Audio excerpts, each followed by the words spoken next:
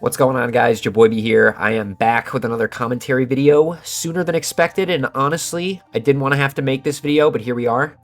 As you can tell by the title, we're going to be talking about Splitgate 2 in its current sorry state, how we got to this point, and what the future is looking like for the game. After we talk about that, I'm going to give my personal opinion about all this, and where I think the game is headed, and how that course can be changed. So the reason I'm making this is because of a message the devs sent out to their Discord community on July 22nd.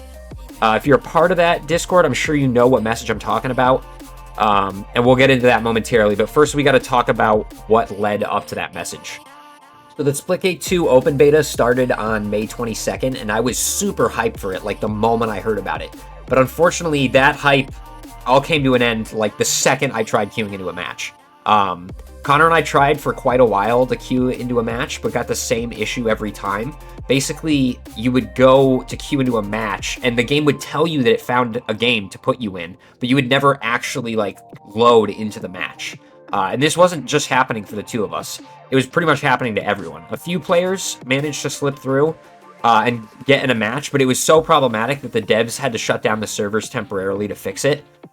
They ended up sending out this post on Discord to the community, which reads, "We are taking servers offline temporarily to implement some important bug fixes and stability improvements. We are continuing to work around the clock to get things as stable as possible. We are not where we want to be yet, but we know we will get there. This is what betas are for. Thanks for being patient. Rest assured, everyone who made a purchase today will receive their items as soon as possible.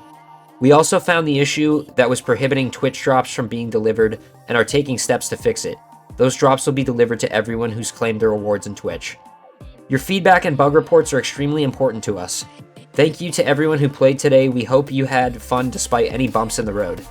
And we're excited to see you back in the arena. We will keep you posted when they are back online. Apologies for the inconvenience." Okay, so first off, I just want to say how much I appreciate the devs' transparency and quick action in this post. The Splitgate 2 devs are very community-oriented, more so than I've seen from any other devs, and it really does make a difference in my opinion. Obviously, this isn't a message anybody wanted to receive because we all just wanted to play the beta and have a lot of fun, but it didn't seem like a huge deal at the time because it was only one mistake. 2 days later, the servers were back up with some minor limitations as outlined in the post which they made on Discord the same day, which reads, "The servers are up and running at limited capacity. Last night we made several improvements to server stability. We've implemented a login queue and capped the number of players who can be in the game at one time to ensure stability. Items that were purchased or earned will be restored to your locker later today. No data has been lost, it's just a matter of the servers catching up. Same goes for Twitch drop codes, which will be coming in as soon as possible. Challenges have been temporarily disabled while we work to get progression functional. This includes the ability to progress your battle pass. We're working today to get progression fully up and running for all players. XP gains may be inconsistent as we work through these issues. We will also be increasing server capacity throughout the day." Basically, if you guys didn't know, there were issues where players were not gaining XP for the matches they were playing. That's what they're referencing there. And then they thanked the community again for everybody's patience. So servers were back up, but not exactly where they should have been. However, they did fix the things outlined in that post as time progressed to the official release date of June 6th. And the official launch went really well, actually. They introduced their Battle Royale mode, which I think is really good. And the game was running pretty smoothly. But that would change when they tried to put out their first update on July 3rd. This was the update that would bring ranked along with mastery camos, but when I went to load up on July 3rd, nothing was different. The update was not released. When looking into why the update wasn't appearing for me, I found this post on Discord. "Hey, at updates, we're unfortunately still waiting for approval of our Season 1 Chapter 2 update. The build containing our 1.2 update was submitted for review, but both Sony and Microsoft have experienced technical issues with the specific tools that developers use to send in builds for certification. This has likely affected other games besides us. We appreciate your patience and we're sorry. This isn't how we wanted the release of our first major update to look. We're in close contact with our partners right now and we'll post again as soon as we have a more concrete idea of when we expect the update to go live." They would follow up on this the next day, July 4th, by saying, "Good news at updates. We've been fully certified on all platforms, so in roughly 20 minutes, we'll be taking the servers down to deploy our 1.2 update. I'll be sharing patch notes on all platforms shortly as well. Thanks again for holding strong." So as you just heard, the update was delayed by a day because they couldn't get the update approved in time, which I don't fully understand. They mentioned this is probably happening with other games, which I didn't notice, and I don't know of anybody mentioning that this happened.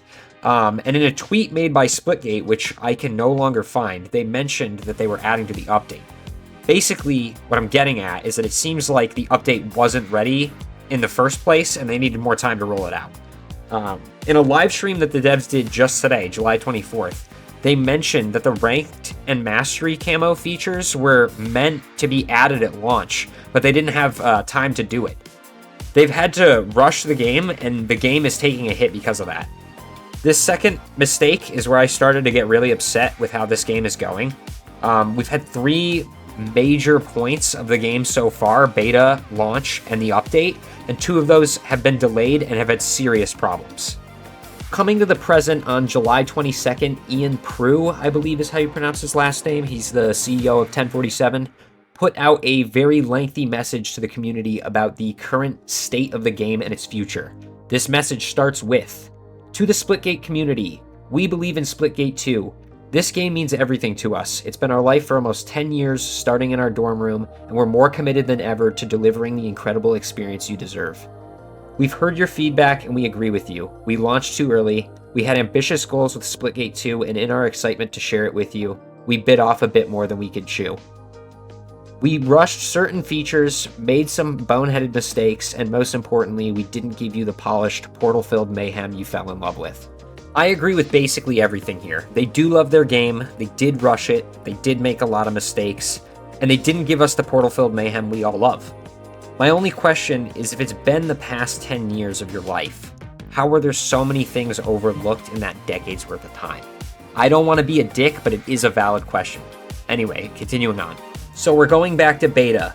We'll be heads down until early next year, rebuilding major parts of the game to capture the spirit of what made Splitgate special.